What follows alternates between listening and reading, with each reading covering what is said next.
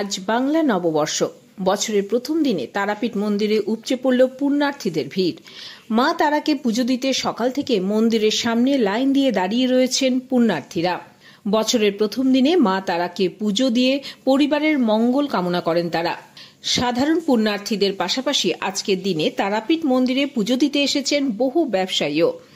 মা তারার কাছে নতুন খাতার পুজো দিয়ে হালখাতা করছেন তারা।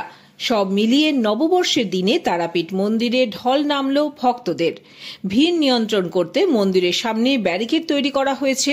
রয়েছে মন্দির কমিটির নিজস্ব বেসরকারি নিরাপত্তা বাহিনী।